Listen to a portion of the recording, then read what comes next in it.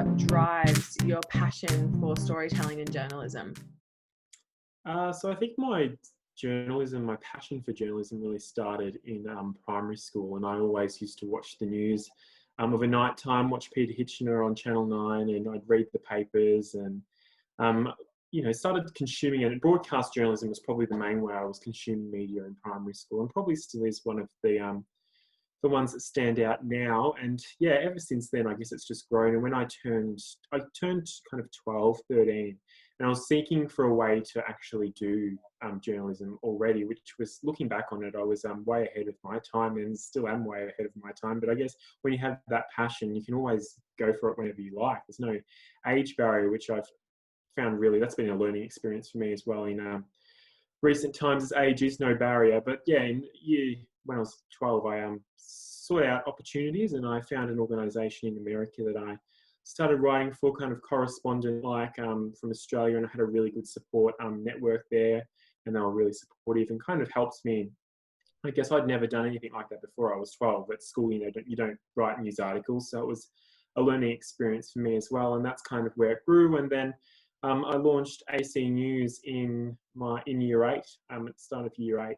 That turned into a massive project. It went for 3 years, and last year it was a huge year. We launched our website, and we were doing TV style segments, and then we moved into a website as well. So we're creating written content online. We had about a team of 12 student journalists and cameramen and camerawomen and editors and all that sort of stuff. And it turned into a massive source of news for Ararat. And I think we were getting thousands of views every month from people accessing that.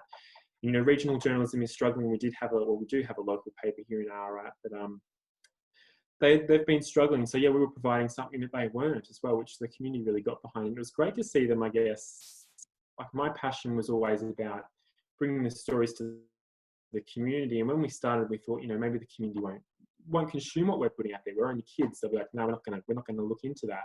But the community was really responsive to that, and it was amazing. And AC News was an amazing 3 years, and I think all of us team members really enjoyed it.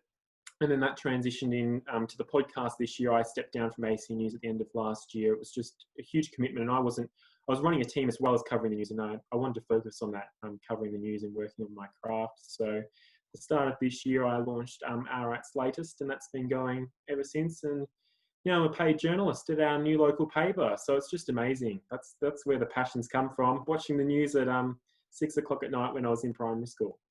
In your opinion, do you believe that issues that affect young people today are mentioned in current mainstream news as prominently as they should be? That's a really interesting question. I did actually read that earlier, and it was one that I was thinking about.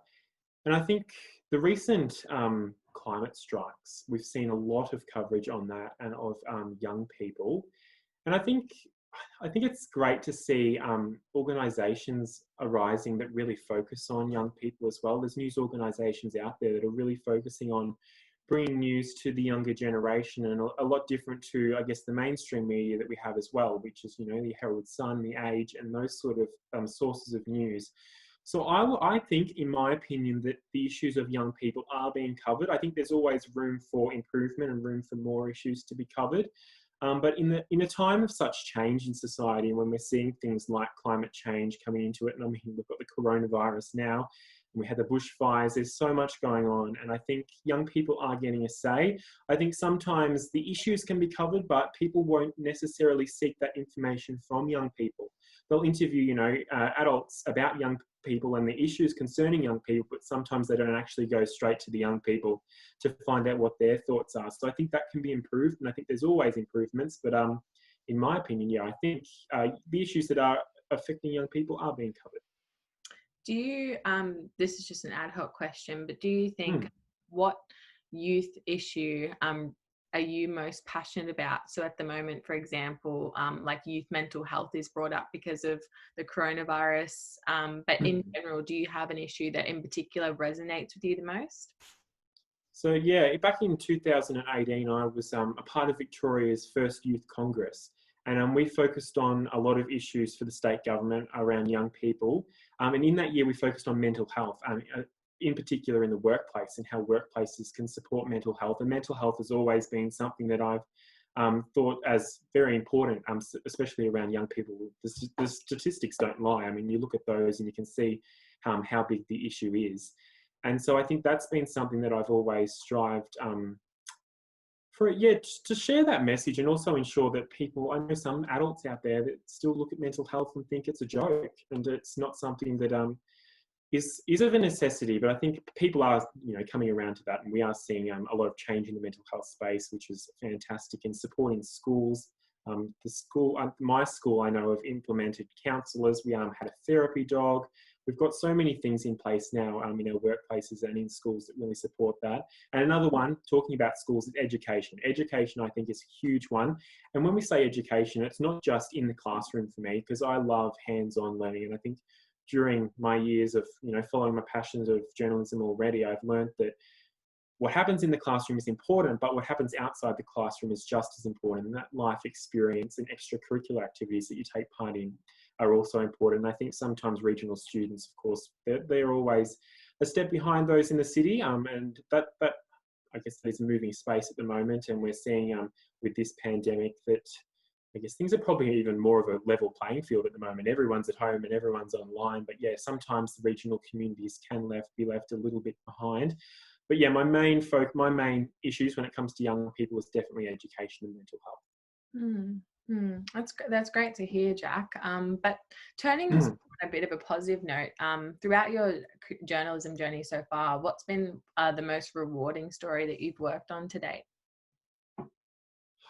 Ararat's such a vibrant community. There's always so much going on. And in the early days, when I was writing for Youth Journalism International, which is an organisation based in the US, the one that I was speaking about earlier, I covered a story on the future of journalism. And I went down to Melbourne, and that's when I first met Peter Hitchener, and I interviewed him and what his thoughts were. And that story, I mean, it provided me with a bit of insight about what's going on in the industry at the moment, back then, I should say. And that was one story that I remember, and I guess that was a personal moment for me as well, getting to meet Peter Hitchener, who I'd been watching in primary school. But one of the biggest stories was actually in the second year, I think, AC News was running, and my primary school that I went to, and one of our local primary schools, half of it actually burnt down in a fire that destroyed half of the school. And that's where I finished my primary schooling, and it was only a couple of years later. And the students from that primary school ended up coming to our school, and we did a lot of coverage on how the students were feeling. I interviewed their principal. It was really moving, and seeing the whole community come together behind them. But I mean, there's so many interesting stories. It's on a weekly and monthly basis here in Ararat. There's always something. I think everyone has a story to tell. But yeah, that story on the Ararat West Primary School fire, it's great to see the school communities rebuilt since then, and they're back up on their feet. But yeah, that was a pretty touching one for me as well. I was actually at the scene on the day, and we were covering it. And, you have to hold back tears sometimes when that personal element comes into it, but sometimes you can't help that. Speaking to someone like Peter Hitchener, he really encourages young people to, pursue a career in journalism. But there is that stereotype that journalism is, can be a dead-end industry, and news isn't what it used to be. So when people say things like that, what's some words of advice that you would say to them in terms of pursuing this career? I don't think you can let anything like that stop you. If you want to do something, you've just got to chase it. If you put in the hard work, it'll happen. And yeah, we do hear a lot of negativity about journalism and the future of journalism. And I remember speaking to Peter about it. There is concern about what's next. We've seen the struggles with our print media, especially recently, and within the last 5 or 10 years as well. And I think journalism is struggling, but I think it's changing, and we've got to, the organisations are adapting with that, and I think there always will be a place for journalism. I mean, communities need to know what's happening. There's no point, just gossiping on Facebook and social media. People actually need to know the facts, and I think a time like coronavirus as well really sums that up. We know the gossip that happens in all communities at the moment about cases and what's going on and who's not staying home and that sort of thing, and journalism's there to bring you that factual information. And so I think, you can't let those negativity talks, get you down. And I think a lot of talk is negative, but there's also a lot of positive talk, and sometimes we can focus on that negative. But as long as you're doing your passion and following your dreams, I think, yeah, there's always possibility for something to come out of that. It mightn't necessarily be journalism, as we were speaking about earlier, Sarah. You know, there's lots of different areas in the media and marketing and PR and lots of different ways for people to get involved in the industry. But yeah, I think you've got to stay positive.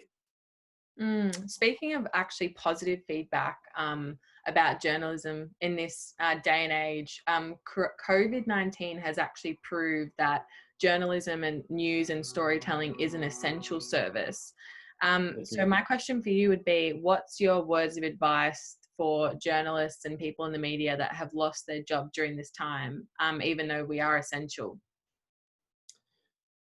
Yes, I mean, I think all industries are affected by this at the moment, and it's hard to watch. I interviewed a young, well, not a young anymore, but he went to our local high school here, Marion College, when he was back in his high school years, and he works in the arts industry, and he was working on Billy Elliot, the musical in Melbourne, and he's out of a job. It's just so widespread at the moment, and I think it is struggle. It's a struggle for everyone. I know our local paper here in Ararat suspended printing, and the staff have been stood down of the old paper. Well, not old. Hopefully, it'll be back.